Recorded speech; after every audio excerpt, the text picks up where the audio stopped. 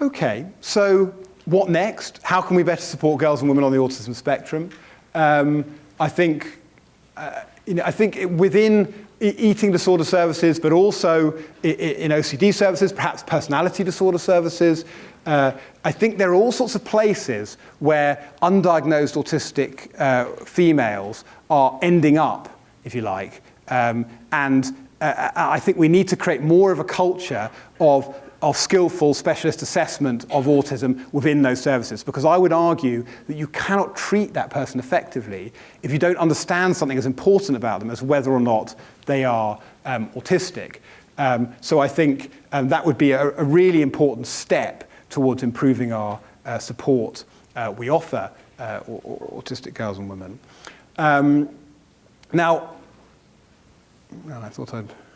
There we go. What about post-diagnosis? Now, I'm very conscious that we've got all sorts of really interesting talks coming up about ways in which we can support autistic girls and women post-diagnosis. But I suppose, so I'm just going to say a few thoughts on this. So I think it's crucial that there's some sort of gender-specific psychoeducation that follows diagnosis. So an example is, I think there's, and we heard an example of this, in fact, on our panel, a very powerful and thought-provoking example of how I suspect, and there is some evidence from this, admittedly from these rather small studies, that autistic girls are at particular risk compared to autistic boys of being sort of victimized and sexually exploited. Yeah, I think that there is a greater risk by virtue, in a sense, of them being female and autistic. And so I would certainly want that to be built into standard care, psychoeducation, helping people learn ways to stay safe and to appreciate some of the risks as well as the fun that can come with going out into the world and making relationships and meeting people. I think also psychoeducation about eating disorder risk. One thing I've left off the slide, but was really hit home to me from this panel, and also was something that came up in our earlier work with the late diagnosed autistic women, was that for many of these women, the most powerful thing about receiving their diagnosis is that it had connected them with a community of other autistic people. And many of them reported that community took place online. So I think perhaps we need to really join the 21st century here and get away from this model that so many of us have been trained in of the sort of, the psychologist or the psychiatrist or the pediatrician or whatever who steps out of their waiting room, steps out of their consulting room, goes to the waiting room, picks somebody up and takes them back into the consulting room and helps them, to more kind of modern solutions where it's about trying to help people build networks, including online, that promote their well-being, that promote their resilience, promote their stigma resistance, and so on. So I think that's a really powerful potential avenue to go down that's kind of unlocked for somebody if they take on the identity of being autistic. And I've really already talked about this. So adaptation of mental health services, I think, is a really crucial step to help autistic women, but also, in fact, autistic men and boys as well, in the sense that, if one has a mental health difficulty, it has such a big impact on your quality of life. And these conditions are often, they can respond to treatment and can be helped. So if we can get better at making these services accessible so that people actually manage to get through the door and aren't kind of facing all these kind of invisible barriers because of their autism, but also to make the treatments themselves kind of appropriate to the particular mental health problems of these autistic girls and women, I think that would also be a really important step. So I'm going to end there and answer some questions. I would like to just say that questionnaire, I've put it as the Q-cat there, I think it was called the cat Q in the previous one, but I think you know what I mean. The camouflaging questionnaire is available to people. If you'd like to have a look at it, do feel free to email me, because we're interested in kind of getting people's views on it and sort of getting it out there. So I'd just like to thank the people on these slides, because the work that I presented is all done as part of a kind of a series, or a sort of network of collaborations. So so thank you very much for listening, and I look forward to taking some questions.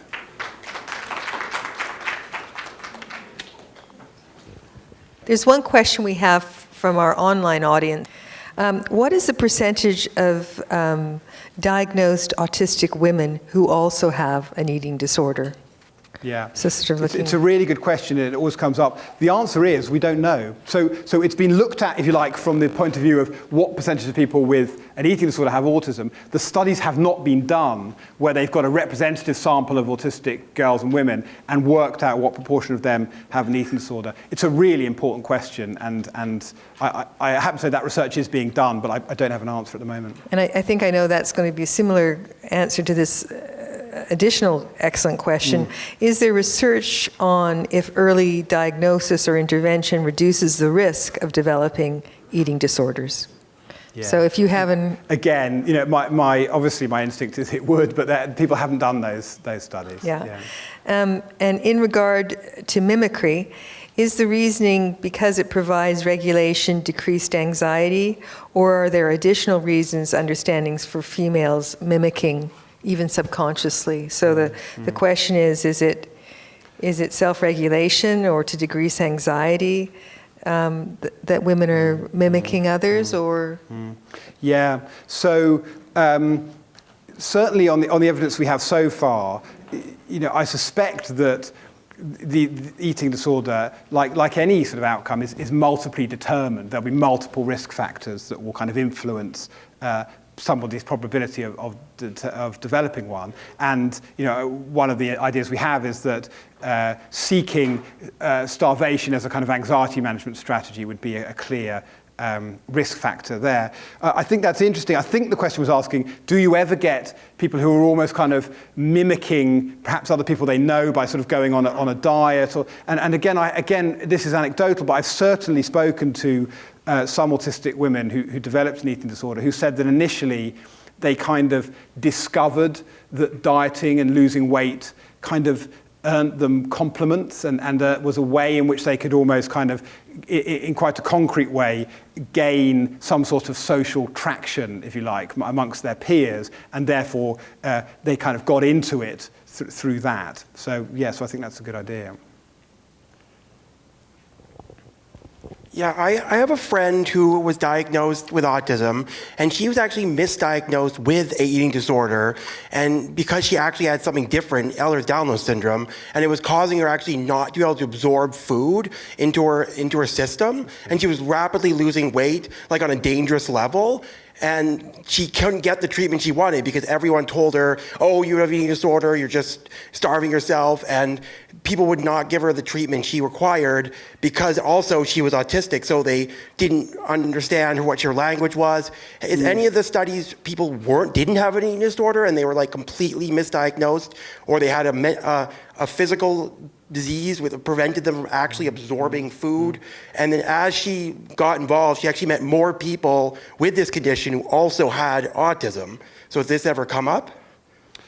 It's not marked in the research. It's a very important point, and it seems to me that you'd think clinically it would be something that eating disorder clinicians would be kind of onto, wouldn't you? But I suppose I mean, the thing it set off in my mind was just, you know, there's a whole other area here which is about, you know, how autistic people access healthcare services and how they're helped to communicate more clearly. And you know, and that sounds like a real case where this person was not sort of given the support they needed to communicate this condition, and also sounds like not listened to.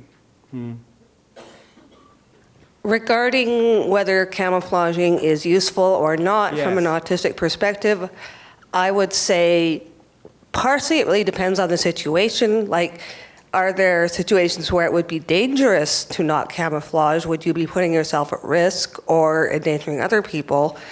I also think that it's kind of a vicious circle because on the one hand, as an autistic person, I want to be able to be myself and I want people to accept me as I am. On the other hand, they're not going to accept me if I don't. So it's kind of an either or, like I want them to accept me and they're not going to accept me unless I camouflage. So it's really, there isn't a good answer to that question. Yeah. I'm going to lump my kind of multiple questions together to ask about what do we know in terms of your data and the gender gap and how it closes, they're in adolescence, or even in the camouflaging measure for individuals without autism and those male-female differences. So are you saying what's the kind of relationship, in a sense, between camouflaging on the one hand and the narrowing of that? Yeah, do we see that? Sorry. Do we see the same pattern? Do you guys have data on individuals without autism, and do we see that same pattern between males and females? One on the SCDC, as well on thinking about higher scores and camouflaging for females without autism. Yeah. So the data there were general population. So those were data in the general population. What we don't have, and this would be quite a hard sample to assemble, but would be brilliant, would be autistic people, but followed right through from 7 to 16. The trouble with trying to do a study like that is I think you'd miss out on a whole bunch of girls because they wouldn't be picked up till they were 12, 13, 14. The camouflaging one's a bit of a paradox in a way, isn't it? Because you might think that would sort of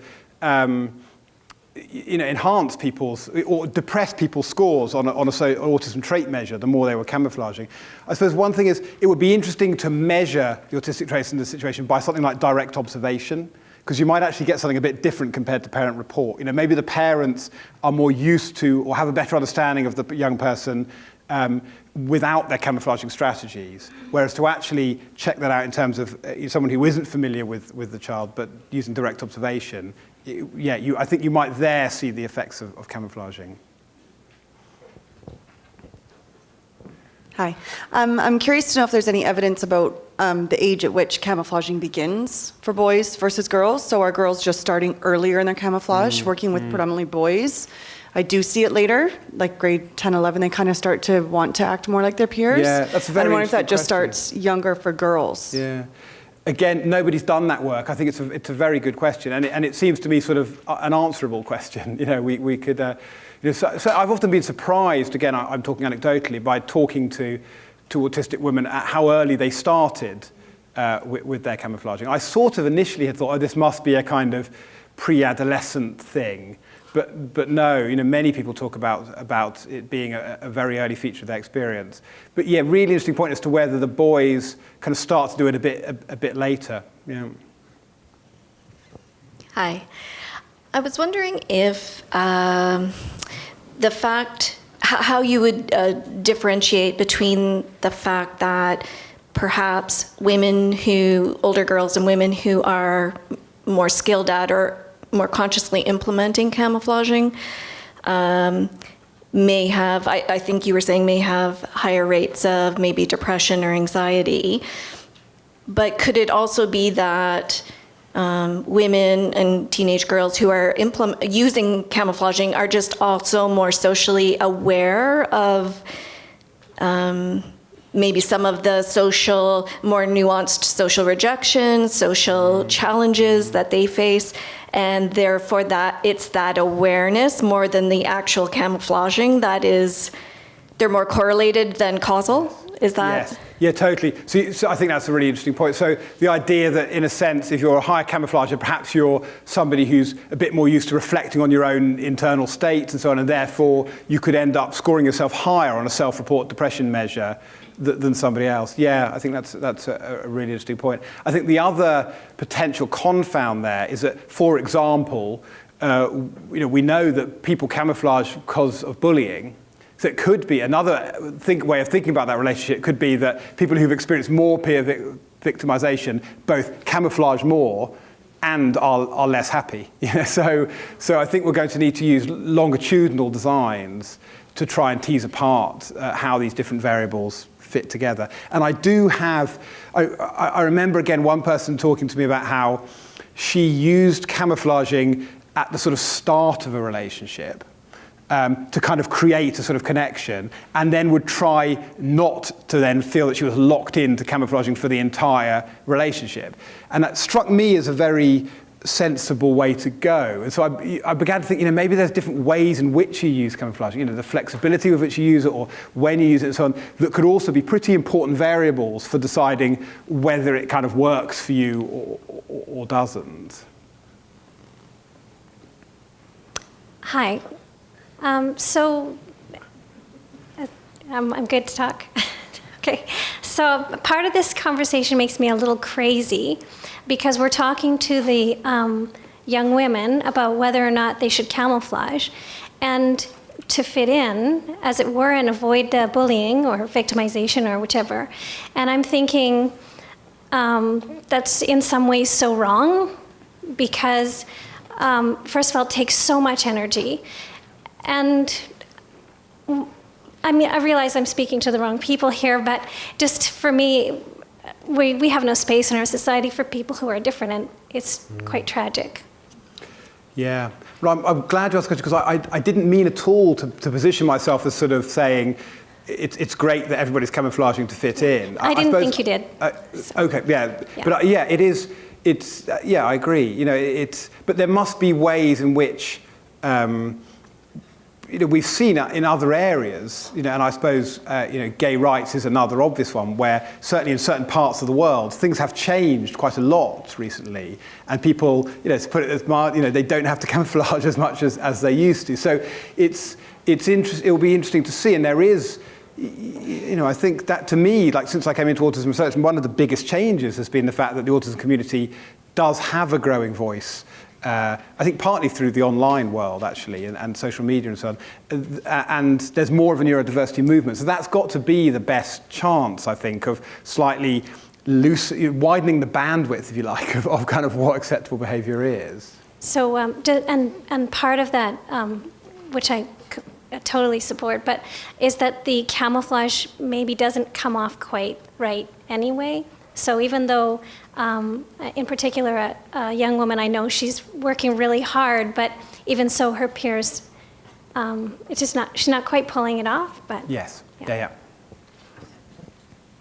This is kind of related to what she was talking about, and for me, one of the things that stands out is that we're actually doing a lot of therapy that teaches kids with ASD to camouflage. So for example, social skills, flexibility, these are all things that don't come naturally to them, and then they have to work hard at them for the rest of their lives. Speaking to experts in social skills, they've often said this is a lifelong learning, that they're going to need support in this for the rest of their life. And you're actually teaching them skills of how to participate in conversations, how to look at people, how to continue conversations. I mean, we're actually teaching them these skills. So with the question that should they be camouflaging, it's hard for them, it's stressful, but we're actually focusing our therapy on that right now. Yeah, interesting one. I mean, my hope for this camouflaging research is that once we're a few more years down the road and we have a better understanding of kind of what different parts of camouflaging there are, what are the more adaptive ways of using it, what are the ones that are less adaptive, is that we could then co-produce social skills training groups with autistic people, so that you're really developing a social skills program that's based on kind of lots and lots of expertise of autistic people kind of working out, their camouflaging strategies. So it would be less of a kind of neurotypicals imposing, this is how you enter a conversation, this is what you need to do, this is how you make a play date or whatever, to something that's a bit more organically grown out of what autistic people themselves have found helpful and works. So I think that to me is the great promise of this research. Because as I understand it, while social skills groups are really useful, there is a bit of a question hanging over them as to what extent the skills learnt in groups generalize and so on. So maybe this could inject some extra insights into the whole kind of field of social skills training. Because surely, again, I'd be very interested, we probably don't have time now, but to hear from, well, we did have a comment indeed from an autistic person saying that you kind of, it does help to have some of these sort of tricks and skills and abilities because you kind of need them to rub along in the world. So I wouldn't be, sort of anti-social skills training overall.